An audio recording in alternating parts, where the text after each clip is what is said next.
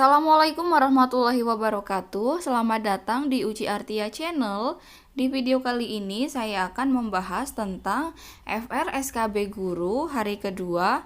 Nah, dari FR hari pertama, kemarin banyak yang membahas tentang promes, prota, silabus, dan RPP.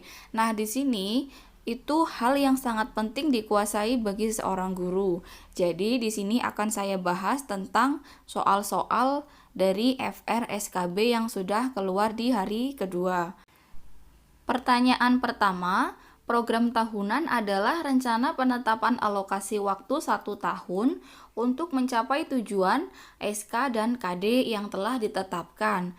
Penetapan alokasi waktu diperlukan agar seluruh kompetensi dasar yang ada dalam kurikulum seluruhnya dapat dicapai oleh siswa.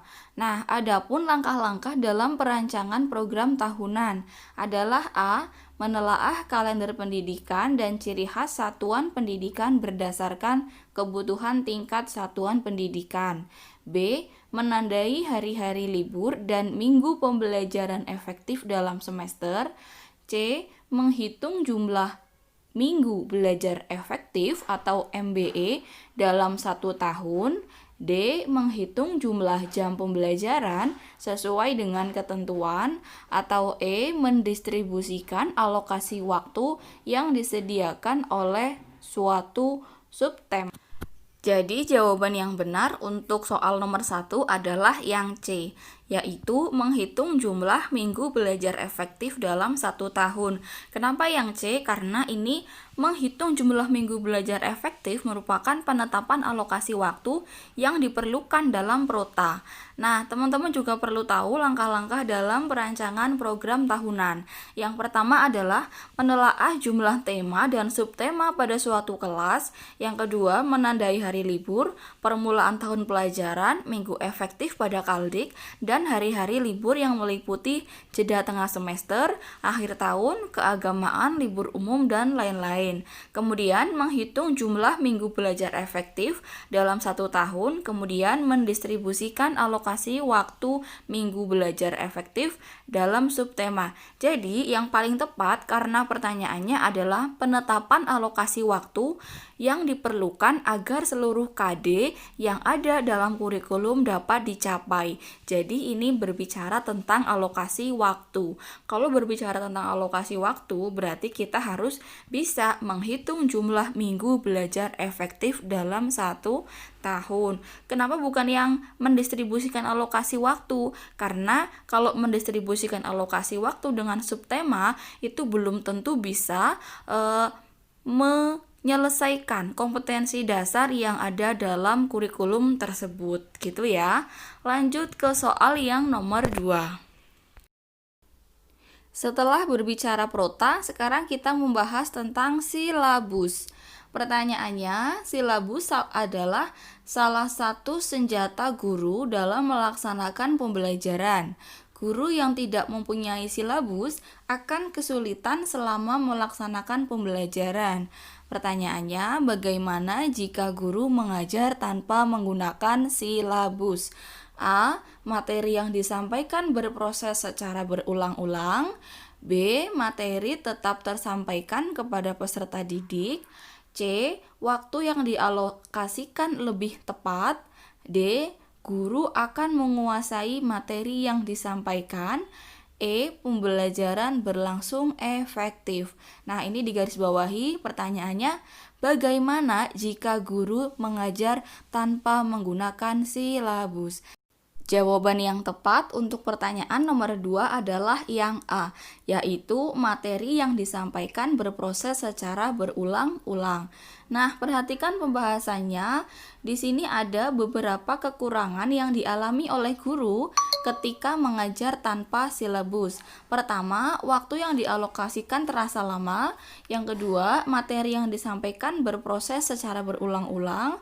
Guru akan tampak tidak menguasai materi yang disampaikan, kemudian kepercayaan siswa terhadap guru menjadi berkurang.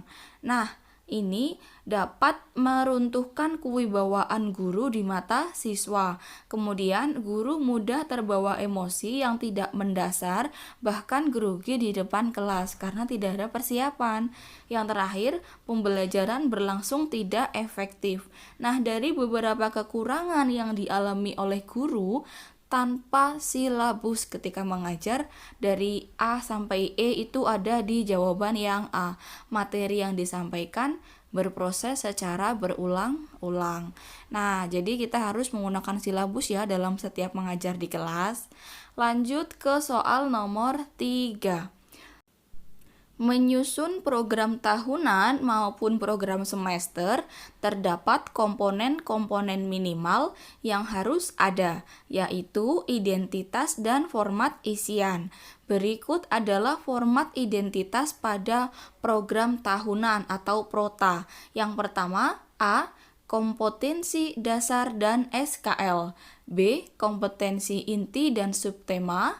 C. Keterangan yang diisi, pelaksanaan pembelajaran berlangsung. D. Kelas, muatan pelajaran, dan tahun pelajaran. Atau E. Pembelajaran ke alokasi waktu dan bulan yang terinci per minggu. Kita ulangi lagi pertanyaannya. Menyusun prota maupun promes terdapat komponen minimal yang harus ada, yaitu identitas dan format isian. Nah, format identitasnya itu seperti apa? Nah, jawaban yang benar adalah karena di sini adalah identitas, maka jawaban yang tepat adalah yang D, yaitu kelas, muatan pelajaran, dan tahun pelajaran. Nah, pembahasannya dalam menyusun program tahunan maupun program semester terdapat komponen minimal, yaitu identitas dan format isian. Nah, komponen dalam program tahunan di sini ada identitas yang meliputi kelas, muatan pelajaran, serta tahun pelajaran. Misalnya kelas 10, mata pelajaran matematika tahun 2020. Nah, untuk format isian berupa kompetensi dasar atau tema atau subtema dan alokasi waktu. Sedangkan untuk program semester berisikan identitasnya adalah satuan pendidikan, mata pelajaran, kelas atau semester, dan tahun pelajaran, serta format isiannya adalah tema, subtema, pembelajaran ke alokasi waktu, dan bulan yang terinci per minggu, dan keterangan yang diisi pelaksanaan pembelajaran berlangsung. Jadi menurut saya ini perlu kalian catat karena ini penting sekali dalam pembahasan prota dan promes. Jadi mungkin kalau kalian sudah membaca ini kemudian merangkum, kalian akan teringat ketika soalnya keluar. Lanjut ke soal berikutnya.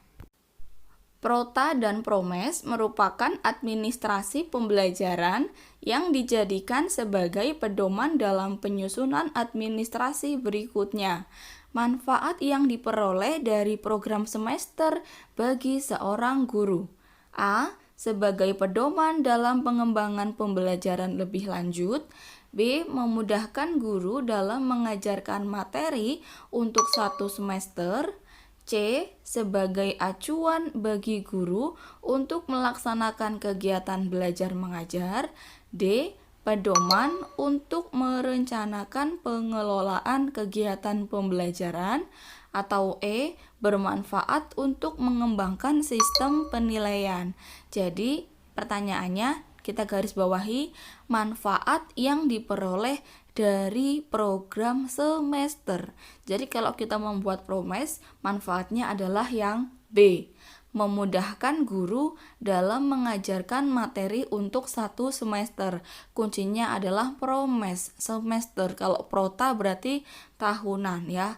Nah, di sini promes berisi rumusan pokok-pokok aktivitas guru dalam melakukan pembelajaran selama satu semester dengan mempertimbangkan alokasi waktu yang tersedia, jumlah kompetensi dasar, dan indikator.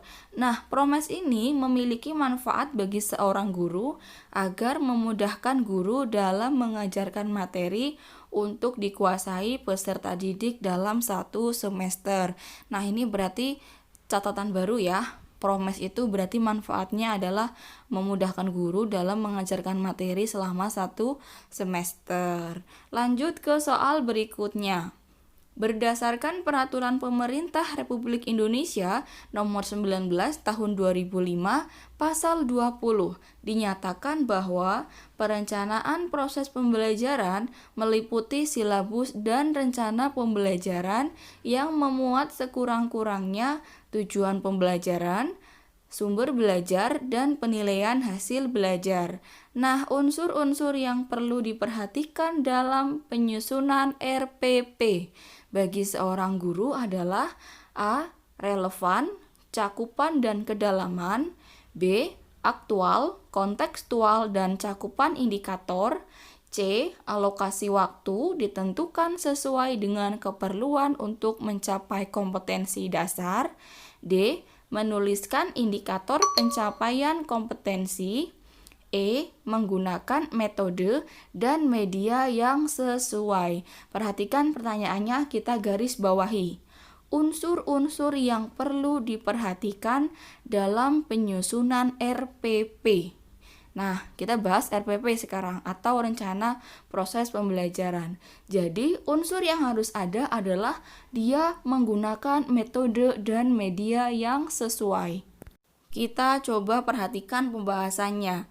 Unsur-unsur yang perlu diperhatikan dalam penyusunan RPP antara lain mengacu pada KD dan kompetensi yang harus dikuasai siswa, serta materi dan submateri. Kemudian menggunakan berbagai pendekatan yang sesuai dengan materi yang diberikan dan memberikan kecakapan hidup sesuai dengan permasalahan dan lingkungan sehari-hari. Kemudian menggunakan metode dan media yang sesuai yang mendekatkan siswa dengan pengalaman langsung. Nah, kemudian kalau menggunakan RPP, penilaian dengan sistem pengujian menyeluruh dan berkelanjutan didasarkan pada sistem pengujian yang dikembangkan selaras dengan pengembangan silabus. Jadi kalau RPP harus menggunakan metode yang jelas, medianya apa, biar mendekatkan siswa dengan pengalaman sehari-hari. Jadi ini FR di hari kedua untuk SKB Guru. Semoga bermanfaat dan lolos jadi ASN. Wassalamualaikum warahmatullahi wabarakatuh. Terima kasih.